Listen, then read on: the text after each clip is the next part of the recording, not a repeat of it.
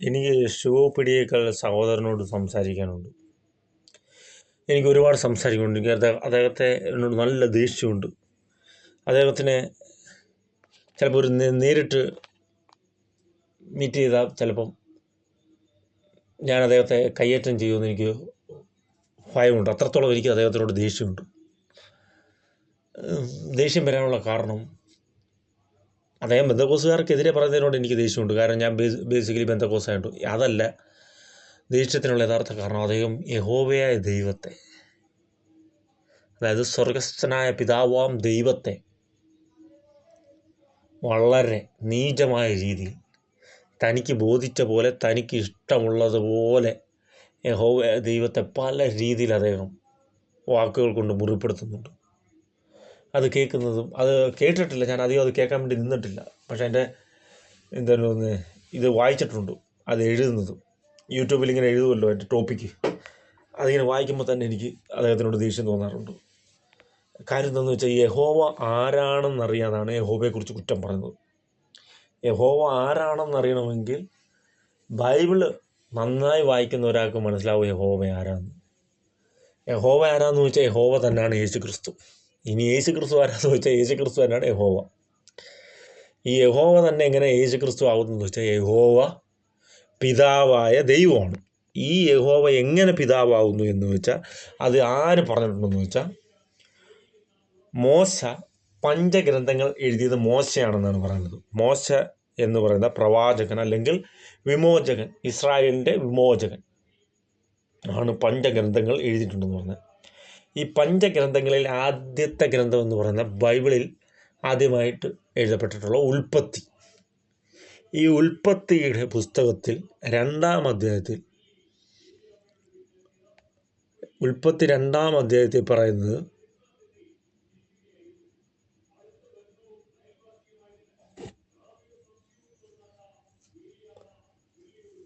രണ്ടാം അധ്യായത്തിൻ്റെ 4 പറയുന്നത്, യഹോവയായ ദൈവം ഭൂമിയും ആകാശവും സൃഷ്ടിച്ച നാളിൽ ആകാശവും ഭൂമിയും സൃഷ്ടിച്ചതിൻ്റെ ഉൽപ്പത്തി വിവരം. അപ്പം 2:4 പറയുന്നത്, യഹോവയായ ദൈവം ഭൂമിയും ആകാശവും സൃഷ്ടിച്ച നാളിൽ ആകാശവും ഭൂമിയും സൃഷ്ടിച്ചതിൻ്റെ ഉൽപ്പത്തി വിവരം. പിന്നീട് അങ്ങോട്ട് യഹോവ എന്ന് വ്യക്തമായിട്ട് പറയുന്നുണ്ട്. അപ്പം യഹോവയായ ദൈവം ഭൂമിയും ആകാശവും സൃഷ്ടിച്ച നാളിൽ, ആരാണ് ഭൂമിയെയും ആകാശത്തെയും സൃഷ്ടിച്ചത്? അതാണ് ശിവപിടിയേക്കലിൻ്റെ അടുത്ത് എനിക്ക് ചോദിക്കാനുള്ളത്. യേശുക്രിസ്തു പലപ്പോഴും സുവിശേഷങ്ങളിലും മറ്റ് ലേഖനങ്ങളിലെല്ലാം യേശുക്രിസ്തുവിനെ കുറിച്ച് പറയുമ്പോൾ യേശുക്രിസ്തു പറയുന്നുണ്ട് സ്വർഗസ്ഥനായ പിതാവായ ദൈവം. പിതാവാരാണ്? സൃഷ്ടിക്കുന്നവനാണ് പിതാവ്. സൃഷ്ടി നടത്തുന്ന പുരുഷ രൂപത്തിലുള്ള വ്യക്തികളെയാണ് പിതാവ് എന്ന് നാമകരണം ചെയ്യുന്നത്. അതിൽ നിന്നൊരു സംശയം ശിവപീഡികകളുണ്ടോ? പുരുഷ രൂപത്തിലുള്ള അല്ലെങ്കിൽ പുരുഷ സ്വഭാവമുള്ള പുരുഷനെ, അതായത് ആണ് സൃഷ്ടിക്കുന്ന പുരുഷനെയാണ് പിതാവെന്ന് വിളിക്കപ്പെടുന്നത്. അല്ലാതെ സ്ത്രീയെ ആരും പിതാവെന്ന് വിളിക്കാറില്ല. അപ്പം യേശുക്രിസ്തു വിളിച്ച സ്വർഗസ്ഥനായ പിതാവെന്ന് വിളിച്ച്. സ്വർഗസ്ഥനായ പിതാവെന്ന് വിളിക്കുമ്പോൾ അദ്ദേഹം സൃഷ്ടി നടത്തിയിട്ടുണ്ട്. ഇനിയും യഹോവയെ ശിവപീഡികകൾ തള്ളിപ്പറയുന്നുണ്ട്. തള്ളിപ്പറയുമ്പം ഉൽപ്പത്തി 2:4 ഇത് വ്യക്തമായിട്ട് കിടപ്പുണ്ട്. യഹോവയായ ദൈവം ഭൂമിയും ആകാശവും സൃഷ്ടിച്ച നാളിൽ ആകാശവും ഭൂമിയും സൃഷ്ടിച്ചതിൻ്റെ ഉൽപ്പത്തി വിവരം. അപ്പം 2:4 വ്യക്തമായിട്ടുണ്ട് യഹോവയായ ദൈവം ഭൂമിയും ആകാശവും സൃഷ്ടിച്ച നാളിൽ നിന്ന്. അതിനുശേഷം അതിൻ്റെ താഴേക്ക് വരുമ്പം യഹോവയായ ദൈവം ഭൂമിയിൽ മഴ പെയ്യിച്ചിരുന്നില്ല. അപ്പം മഴ പെയ്യിക്കാനുള്ള അധികാരം ആർക്കുണ്ട്? ഈ സൃഷ്ടാവായ ദൈവത്തിനുണ്ട്. മഴയുടെ മേലിൽ അധികാരമുണ്ട് എന്ന് കാണിച്ചിരിക്കുകയാണ്. ഭൂമിയിൽ മഞ്ഞു പൊങ്ങി നിലമൊക്കെ നനച്ചു വന്നു. യഹോവയായ ദൈവം നിലത്തെ പൊടി കൊണ്ട് മനുഷ്യനെ നിർമ്മിച്ചിട്ട്. അടുത്തത് പറയുകയാണ് യഹോവയായ ദൈവം. പറഞ്ഞോണം, മനുഷ്യൻ്റെ ഉൽപ്പത്തിയെക്കുറിച്ച് പറയുമ്പോൾ അവിടെ വ്യക്തമായിട്ട് പറയുന്നുണ്ട് യഹോവയായ ദൈവം നിലത്തെ പൊടി കൊണ്ട് മനുഷ്യനെ നിർമ്മിച്ചിട്ട് അവൻ്റെ മൂക്കിൽ ജീവശ്വാസം ഊതി മനുഷ്യൻ ജീവനുള്ള ദേഹിയായി തീർന്നു. അപ്പോൾ ഈ 2 വാക്യങ്ങളിൽ നിന്ന് നമുക്ക് മനസ്സിലാക്കാം, ഉൽപ്പത്തി 2:4-5 വാക്യങ്ങളിൽ വ്യക്തമായിട്ട് എഴുതിയിട്ടുണ്ട് യഹോവയായ ദൈവമാണ് ആകാശത്തെയും ഭൂമിയെയും സൃഷ്ടിച്ചതും യഹോവയായ ദൈവമാണ് മനുഷ്യനെ സൃഷ്ടിച്ചതും. അപ്പം ഈ യഹോവയായ ദൈവത്തെയാണ് യേശു ക്രിസ്തു എപ്പോഴും സ്വർഗസ്ഥനായ പിതാവ് എന്ന് പറഞ്ഞിട്ടുള്ളത്.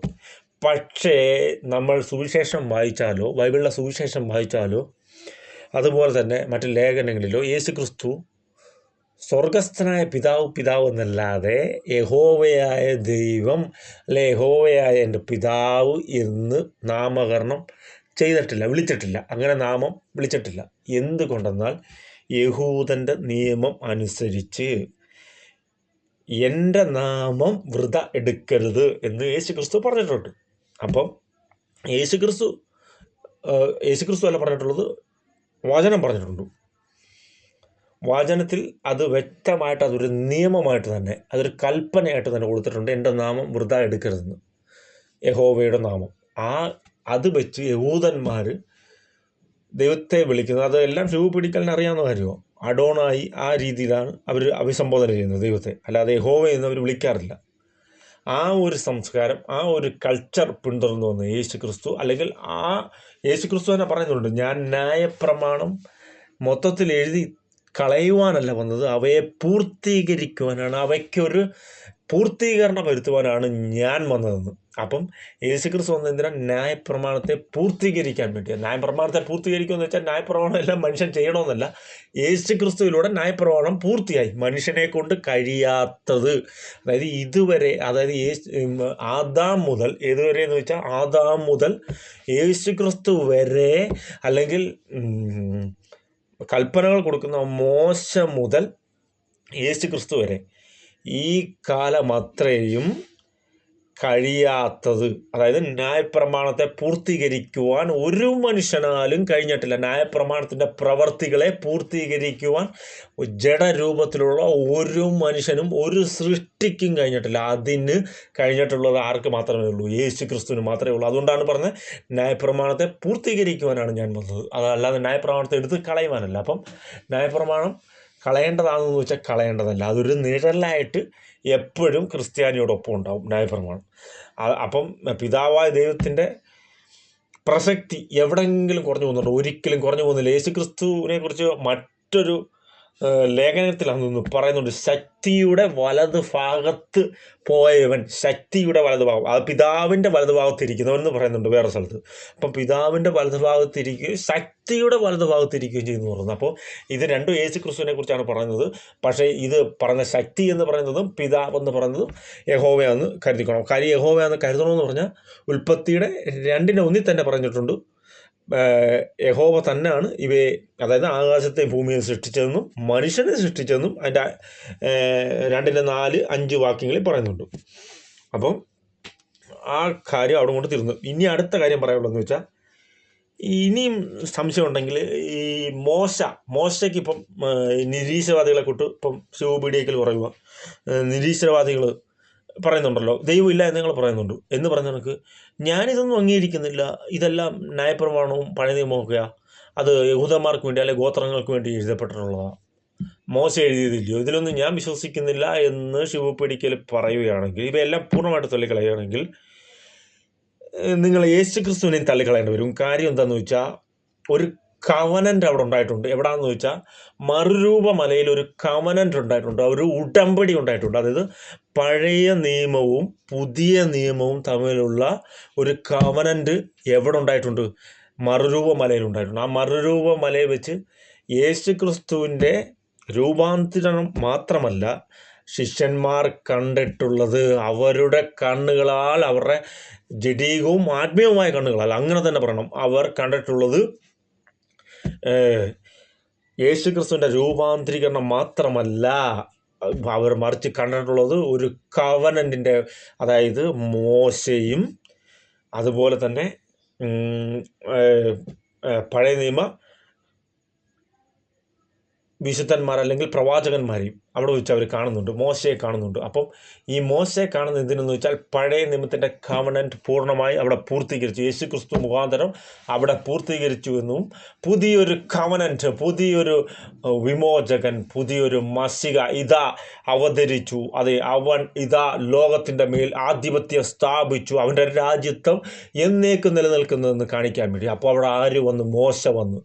നിങ്ങൾ പഴയ നിയമത്തെ എടുത്തു കളഞ്ഞാൽ, നിങ്ങൾ പഴയ നിയമത്തിൽ വിശ്വസിക്കുന്നില്ലെങ്കിൽ, ആ മറുരൂപമലയിൽ യേശുവിൻ്റെ ശിഷ്യന്മാർ കണ്ടിട്ടുള്ളത് മോശയാണ് കണ്ടിട്ടുള്ളത്. എങ്ങനെ മോശയെ നിങ്ങൾക്ക് തള്ളിക്കളയാൻ പറ്റും? അപ്പം നിങ്ങൾ ഇവിടെ പഴയ നിയമത്തിൽ എഴുതിയ മോശയും പഴയ നിയമത്തെയും നിങ്ങൾ തള്ളിക്കളയുകയാണെങ്കിൽ നിങ്ങൾ പുതിയ നിയമത്തിൽ യേശു ക്രിസ്തുവിനെ തള്ളിക്കളയേണ്ടതായിട്ട് വരും. കാര്യം പുതിയ നിയമത്തിൽ മോശയെക്കുറിച്ച് വ്യക്തമായിട്ട് മോശയെ കണ്ടെന്ന് അവിടെ എഴുതിയിട്ടുണ്ട്. അപ്പോൾ ആ ഒരു സംവിധാനത്തെ മുഴുവനായിട്ട് നിങ്ങൾ തള്ളിക്കളയേണ്ടി വരും. അപ്പോൾ യേശു ക്രിസ്തുവിന് നിങ്ങൾ വിശ്വാസമില്ലാതിരിക്കേണ്ടി വരും. പിന്നീട് അടുത്തതായിട്ട് എനിക്ക് പറയാനുള്ള കാര്യം, ആ കവനൻറ്റിലൂടെ പുതിയൊരു ഉടമ്പടി സ്ഥാപിച്ചു എന്നും, ആ മോശ അതായത് പഴയ ഉടമ്പടി ആരിലൂടെ സ്ഥാപിച്ചു, അതിന് മധ്യസ്ഥനായിട്ട് ആര് നിന്നോ, മനുഷ്യർക്കും ദൈവത്തിനും മധ്യസ്ഥനായിട്ട് ആര് നിന്നോ, അതുപോലെ പുതിയ ഉടമ്പടി വരുമ്പോൾ പഴയ മധ്യസ്ഥനും പുതിയ മധ്യസ്ഥനും അവർ രണ്ടുപേരെയും അവിടെ കാണാൻ കഴിയുന്നുണ്ട്.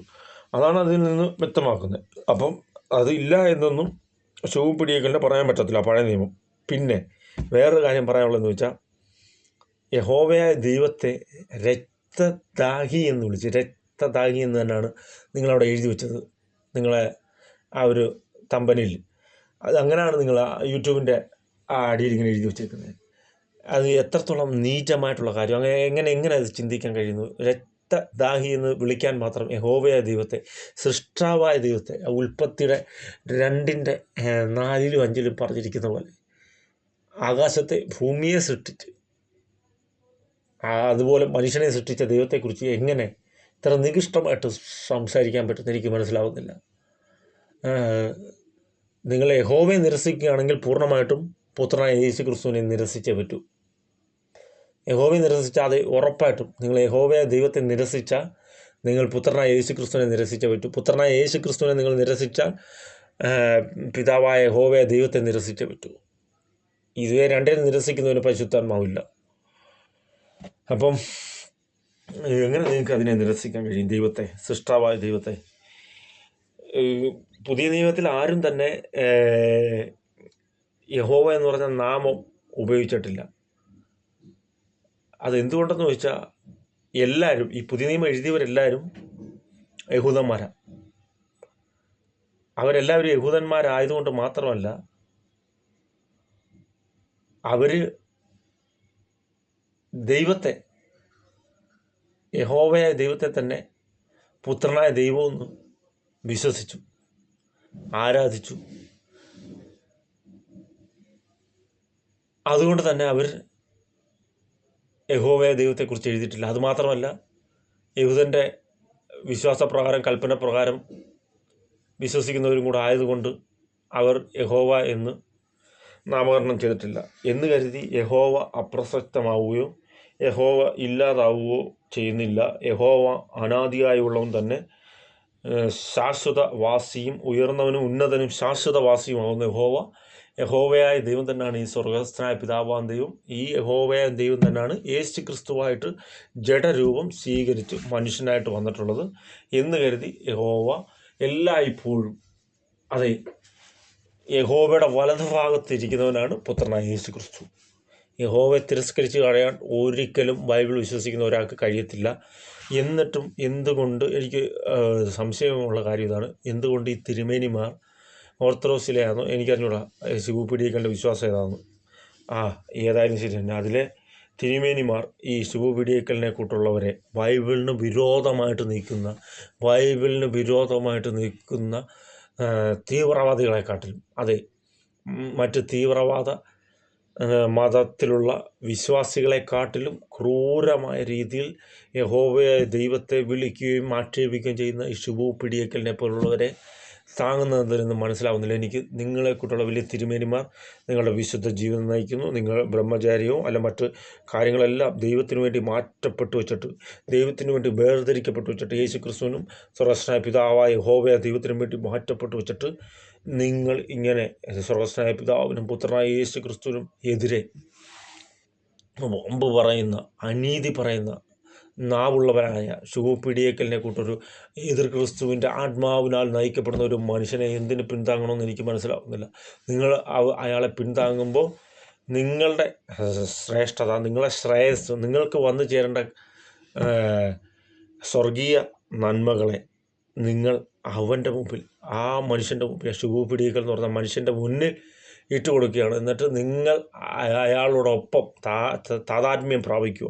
അത് പാടില്ല. നിങ്ങൾ വിശുദ്ധ ജീവിതം നയിക്കുന്നുണ്ടെങ്കിൽ നിങ്ങൾ യേശു ക്രിസ്തുവിന് വേണ്ടി, അല്ലെങ്കിൽ യഹോവ ദൈവത്തിന് വേണ്ടി, വചനത്തിന് വേണ്ടി, പരിശുദ്ധാത്മാവിന് വേണ്ടി നിങ്ങളുടെ എല്ലാ വികാരങ്ങളെയും അടക്കി നിയന്ത്രിച്ചിട്ട് ജഡ സ്വഭാവങ്ങളെ നിങ്ങൾ കുഴിച്ചു മൂടപ്പെട്ടിട്ട് ഈ ഒരു അനീതി പറയുന്നവൻ്റെ, ഈ ഒരു വക്ര നാവുള്ളവൻ്റെ പിന്നാലെ പോയാൽ നിങ്ങൾക്ക് എങ്ങനെ നിങ്ങളും അവനിൽ ഒരുവരായി മാറും, അവനോട് താതാത്മ്യമുള്ളവരായി മാറും. അത് പാടില്ല. നിങ്ങളുടെ വിശുദ്ധിക്കനുസരിച്ച് നിങ്ങൾ ചിന്തിച്ച് നിങ്ങൾക്ക് വിശുദ്ധരെന്ന് തോന്നുന്നവരെ നിങ്ങൾ കൈക്കൊള്ളുക. അല്ലാതെ 10 പേരെ കൂട്ടുന്നവരെ, 100 പേരെ കൂട്ടുന്നവരെ, 1000 പേരെ കൂട്ടുന്നവരെയും അല്ലെങ്കിൽ 1,00,000 പേരെ കൂട്ടാൻ കഴിവുള്ളവൻ്റെ പുറകെ നടക്കാതെ, അല്ലെങ്കിൽ അവന് സപ്പോർട്ട് ചെയ്യാതെ, അതേപോലെയുള്ള ദുഷ്ടന് സപ്പോർട്ട് ചെയ്യാതെ, ദുഷ്ടൻ എന്ന് തന്നെ പറയും. ആരാണ് ദുഷ്ടൻ എന്ന് ചോദിച്ചാൽ ദൈവത്തെയും ദൈവജനത്തെ എതിർത്തിട്ടുള്ളവൻ ആരാണോ അവനെല്ലാം ദുഷ്ടനാണ്. ഹാമാൻ ദൈവജനത്തെ എതിർത്തു, ഇസ്രായേൽ ജനത്തെ എതിർത്തപ്പോൾ അവൻ ദുഷ്ടൻ എന്ന് അവനെക്കുറിച്ച് പറഞ്ഞു. സാത്താനെക്കുറിച്ച് പറയുന്നുണ്ട്. സാത്താൻ്റെ പ്രവൃത്തി എന്താ? ദൈവജനത്തെ എതിർക്കുക, ദൈവത്തെ എതിർക്കുക. ദൈവത്തെ എതിർക്കുന്ന ദൈവജനത്തെ എതിർക്കും, ദൈവജനത്തെ എതിർക്കുന്ന ദൈവത്തെ എതിർക്കും. ഇത് സത്യം തന്നെയാണ്. അത് ബൈബിളിലെ ചരിത്രം നോക്കിയാൽ നമുക്ക് പഠിച്ച് മനസ്സിലാക്കാൻ പറ്റും. അത് ഒരു ഹാമാൻ വെറുതെ വന്ന് മൊർദെഖായിയോടുള്ള എതിർപ്പ് കാണിച്ചത്, അവൻ ദൈവജനത്തെ മുഴുവൻ എതിർത്തു, ദൈവത്തെ എതിർത്തു.